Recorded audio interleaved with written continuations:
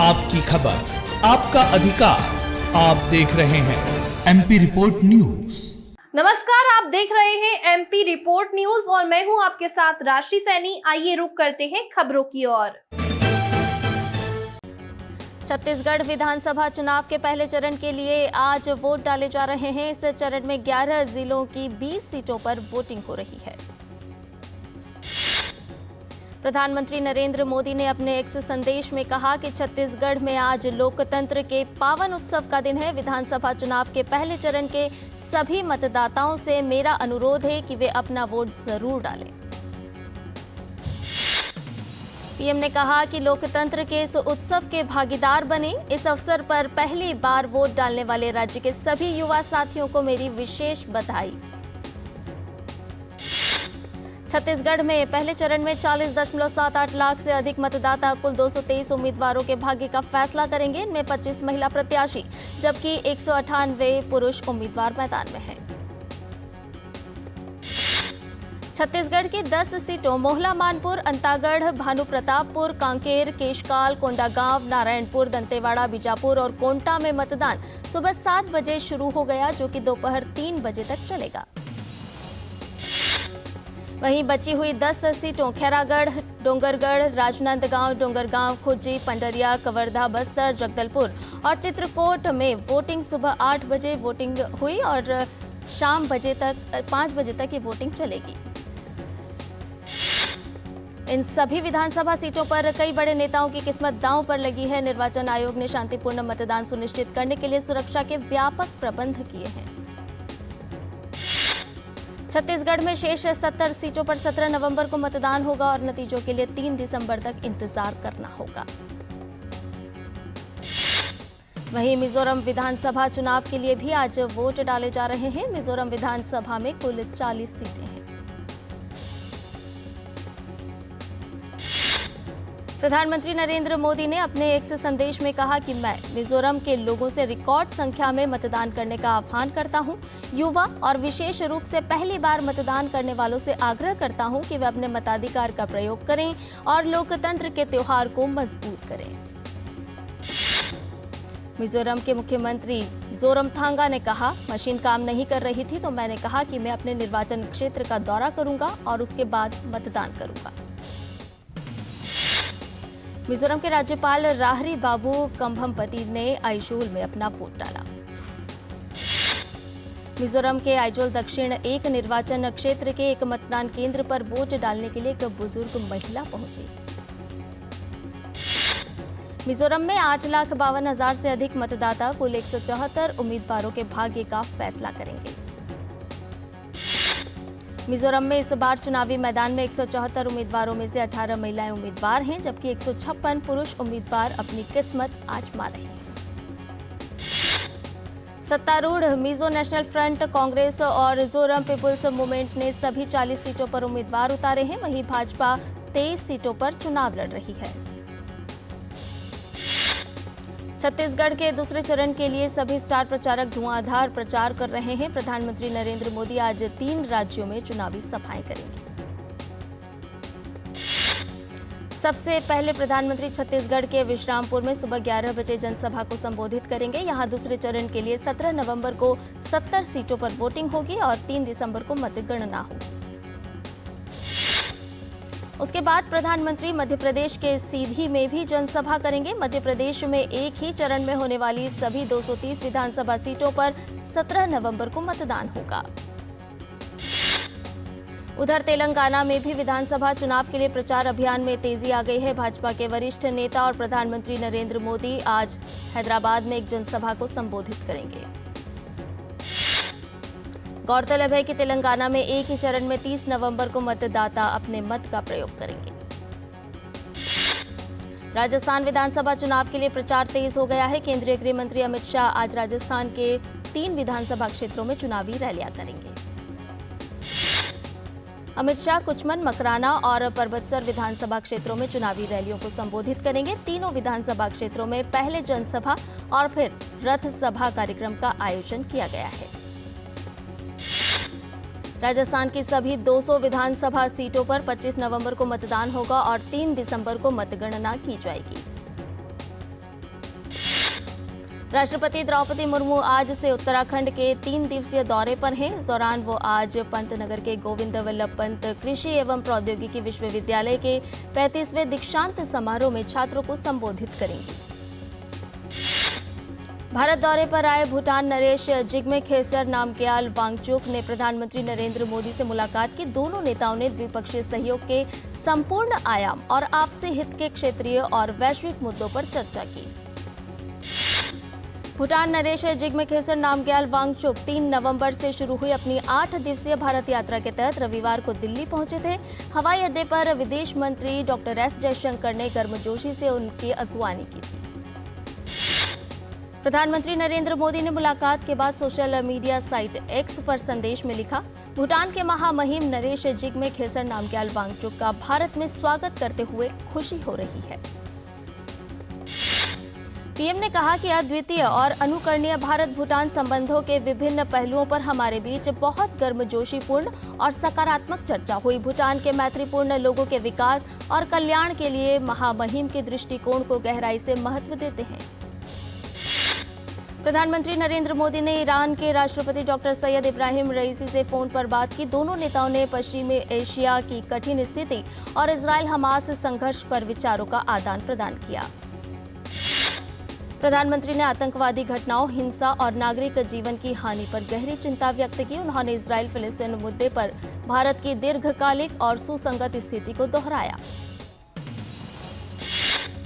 दोनों नेताओं ने तनाव को रोकने, निरंतर मानवीय सहायता सुनिश्चित करने और शांति एवं स्थिरता की शीघ्र बहाली सुनिश्चित करने की आवश्यकता पर भी जोर दिया। उन्होंने क्षेत्रीय कनेक्टिविटी में सुधार के लिए ईरान में चाबहार बंदरगाह पर ध्यान केंद्रित करने और प्राथमिकता देने का स्वागत किया।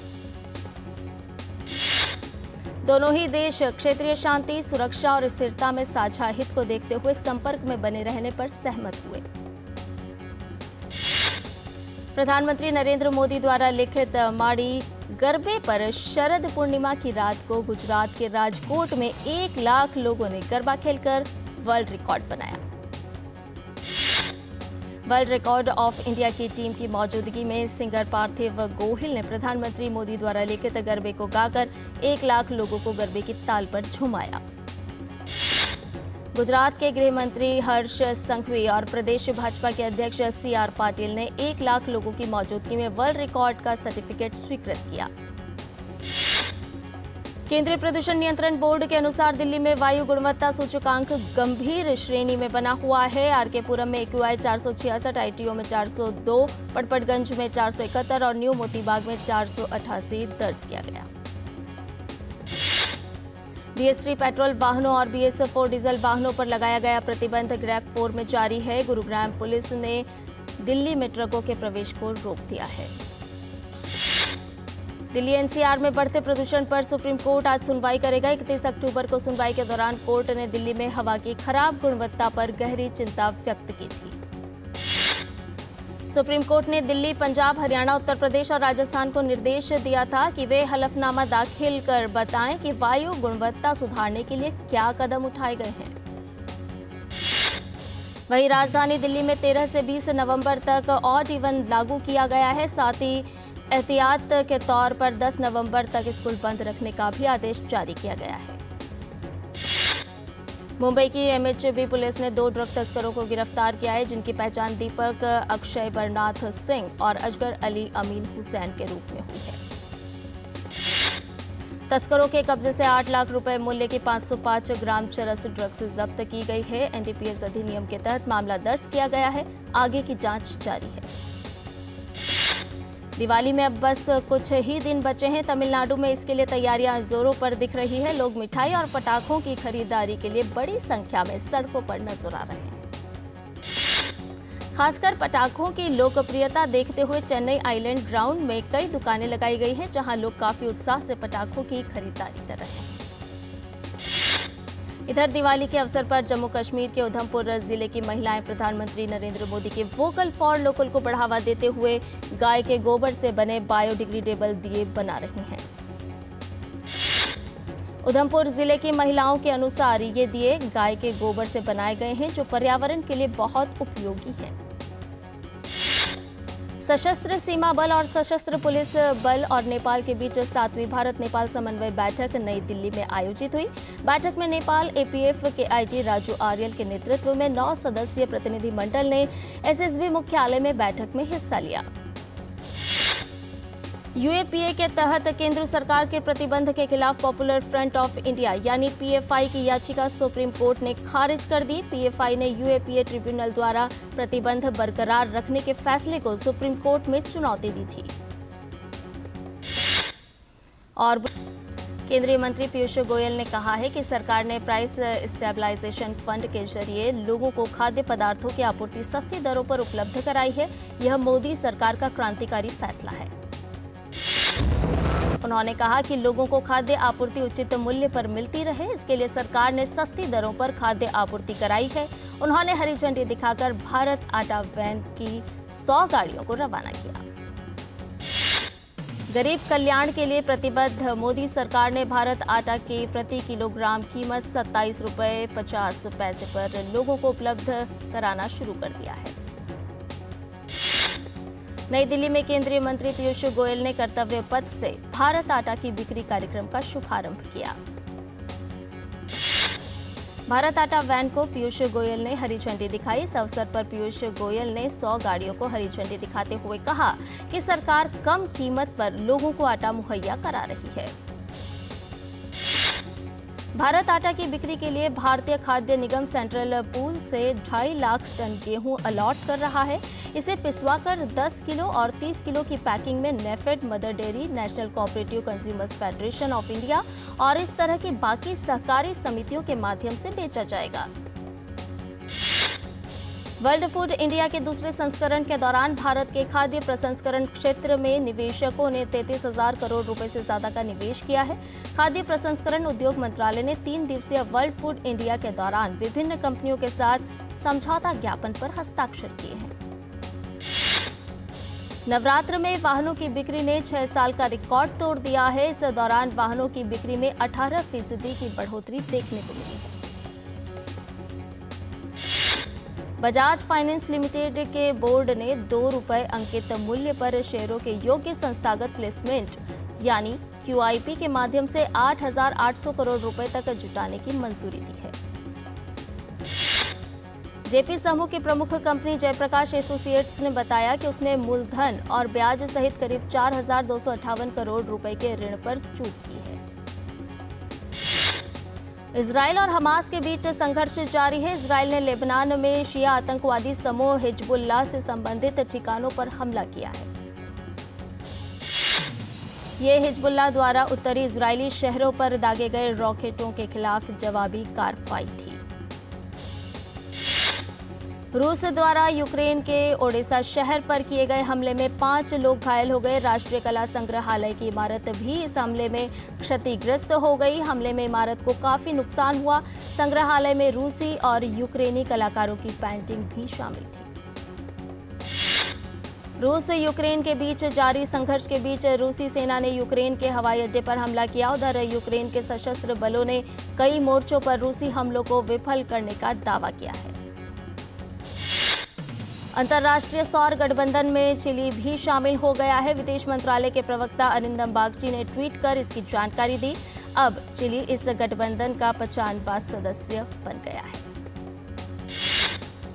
अमेरिका के राष्ट्रपति जो बाइडेन और इजराइल के प्रधानमंत्री बेंजामिन नेतन्याहू ने फोन पर बात की। दोनों नेताओं ने गाजा पर हमले में अस्थायी विराम और बंधकों की रिहाई की चर्चा की। हमास द्वारा बंधक बनाए गए लोगों के चेहरों को यरूशलेम की दीवारों पर प्रदर्शित किया गया।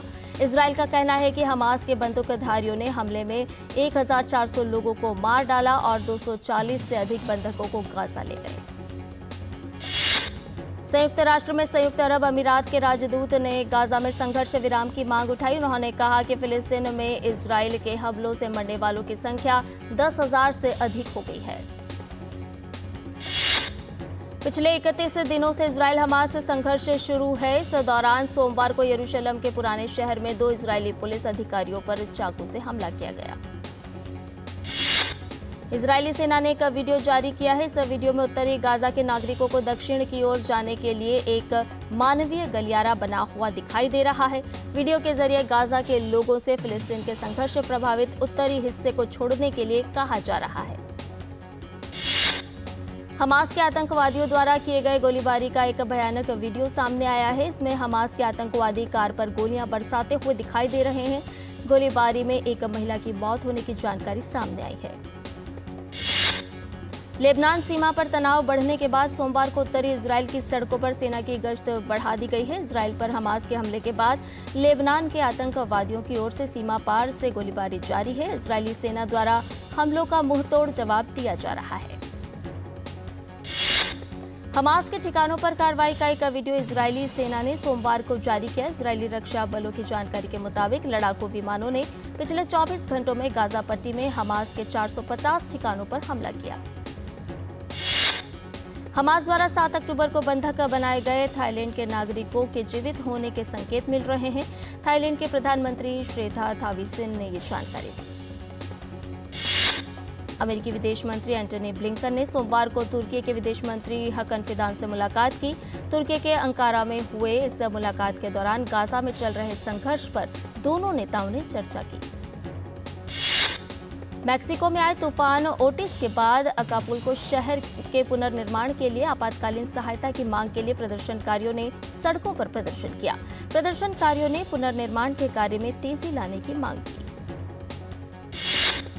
सोमालिया में भयावह बाढ़ के कारण कम से कम 14 लोगों की मौत होने और घरों, सड़कों तथा पुलों के तबाह हो जाने के बाद सरकार ने राष्ट्रीय आपातकाल घोषित कर दिया है।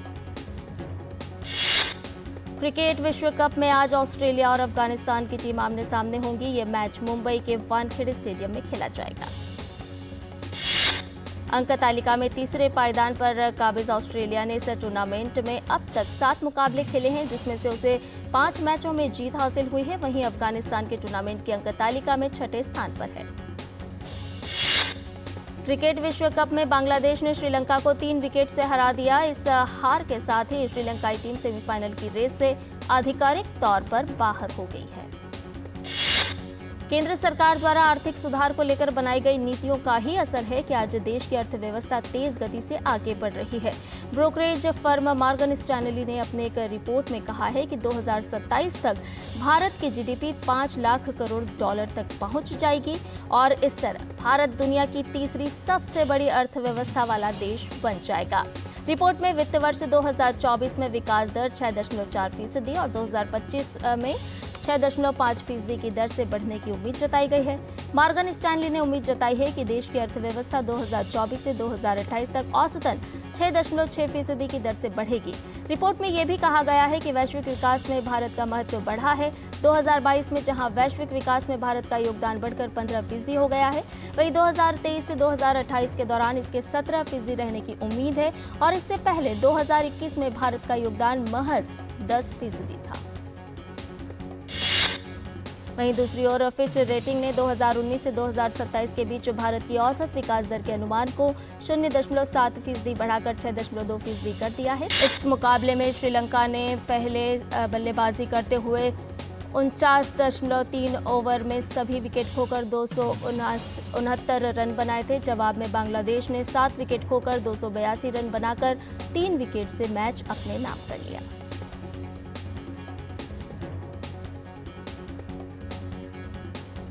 बांग्लादेश के लिए नजमुल हसन शांतो ने 90 रन की पारी खेली। कप्तान शाकिब ने 82 रन बनाए। श्रीलंका के लिए दिलशान मधुशंका ने 3 विकेट झटके। महेश तीक्ष्णा और एंजेलो मैथ्यूज ने 2-2 विकेट लिए। श्रीलंका और बांग्लादेश के बीच मैच में एक विवाद भी देखने को मिला। इस मैच में श्रीलंकाई प्लेयर एंजेलो मैथ्यूज को टाइम आउट कर दिया गया। ऐसा क्रिकेट इतिहास में पहली बार हुआ है। मैथ्यूज जब क्रीज पर आए तब सही हेलमेट नहीं लगाने के कारण उन्होंने दूसरा हेलमेट लाने के लिए पवेलियन की ओर इशारा किया, मगर इसी बीच शाकिब द्वारा की गई अपील अंपायर ने आपस में बात करके मैथ्यूज को टाइम आउट करार दिया। वेस्टइंडीज के स्टार ऑलराउंडर सुनील नरेन ने इंटरनेशनल क्रिकेट से संन्यास लेने का ऐलान किया है। उन्होंने आखिरी बार वेस्टइंडीज के लिए अगस्त 2019 में T20 इंटरनेशनल मैच खेला था। श्रीलंका के खेल मंत्री रोशन रणसिंघे ने विश्व कप में भारत से मिली शर्मनाक हार के बाद सोमवार को राष्ट्रीय क्रिकेट बोर्ड को बर्खास्त कर दिया।